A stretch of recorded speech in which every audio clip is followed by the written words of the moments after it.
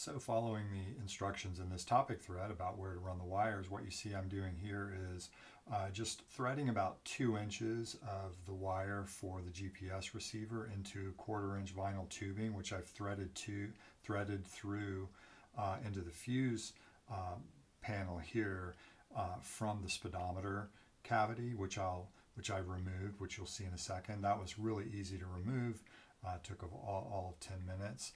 You can see I've got all the center console out here. Really easy to take out. It helps if you have the plastic pry tool, and that allows you to avoid scratching trim, and using the pry tools, everything just pops out quite nicely.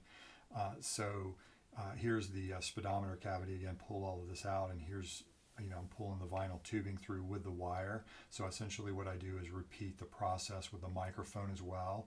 I mount the microphone up at the top of the A-pillar out of view, and the GPS receiver is mounted on the dashboard in the corner in the window, corner of the windshield in the dash. All right, so then I just use the vinyl tubing again to run the wires right into the radio cavity, which is all pulled out. All right, here it is installed.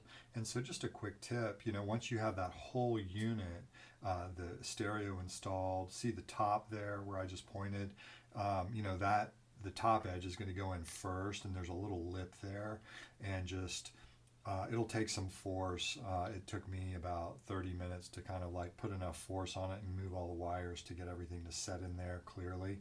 The trim there, which I'm pointing to, is a bit, I don't know, it doesn't fit as nicely as it should. That whole fascia piece there, I think is, it'll work.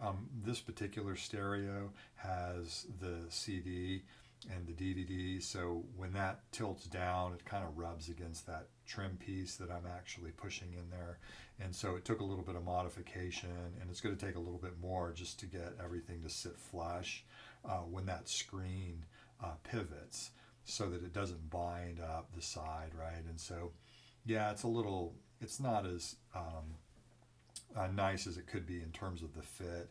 And then I just drilled a hole in it and installed 2 USB plugs there that connect directly to the back of the stereo, and so charge the phone or whatever. But it is a wireless CarPlay, so that's a nice thing. But really the fitment is pretty good. I would have really liked to have retained the cubby there, and I wish they had designed it so that I could we could retain the cubby there.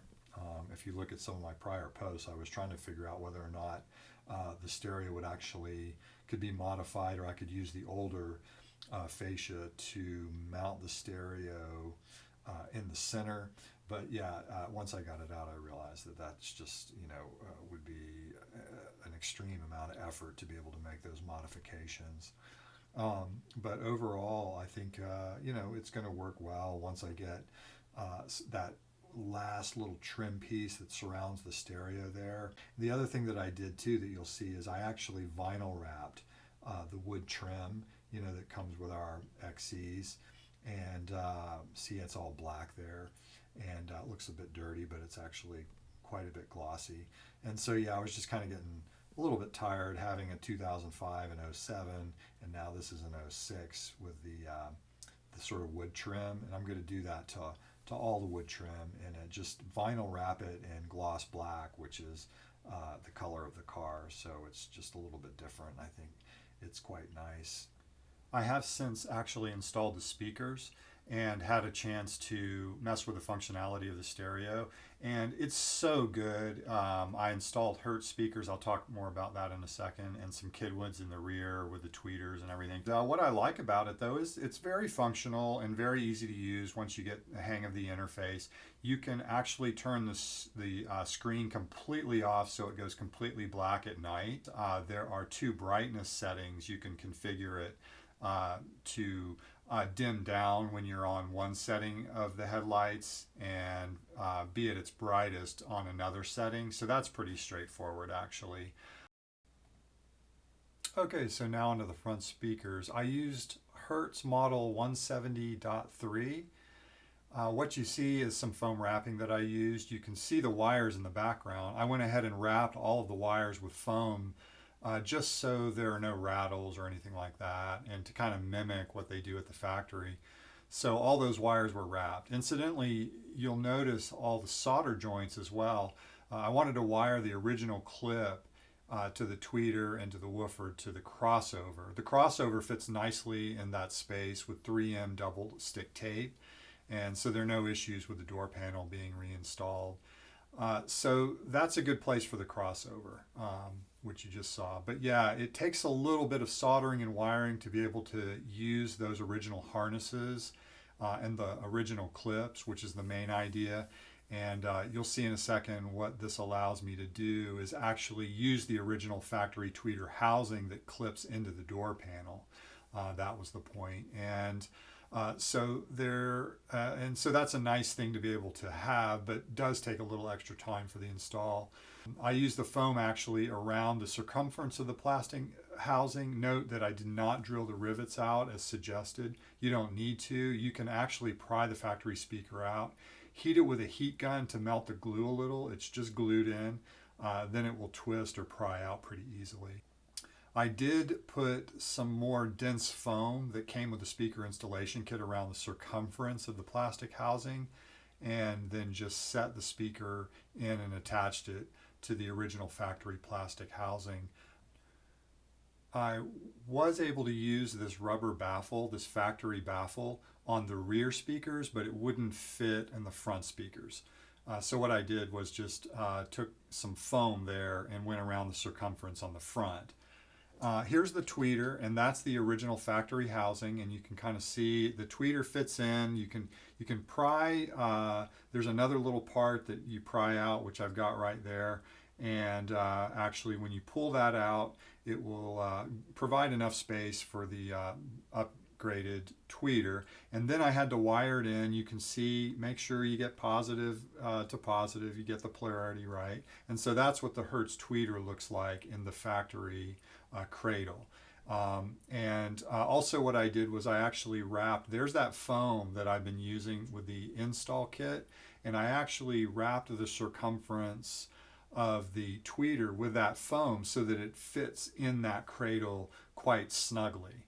Okay, that's my strategy there, and then it just pops back into the door panel and then clips on to the clip that you just saw earlier in the video.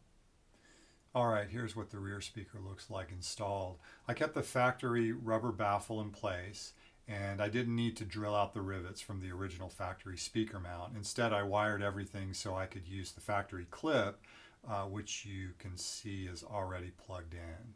I also added foam inside the factory plastic mounting cradle, just behind the speaker and around its circumference. This way, the metal speaker flange doesn't sit directly on the plastic housing. It's separated by the foam. And to secure the speaker, I used 4 screws. Once it was attached, I placed the rubber baffle back in. It clips over the speaker nicely. To keep it in place more securely, I used some 3M double-face tape. It works great for holding everything pretty firmly.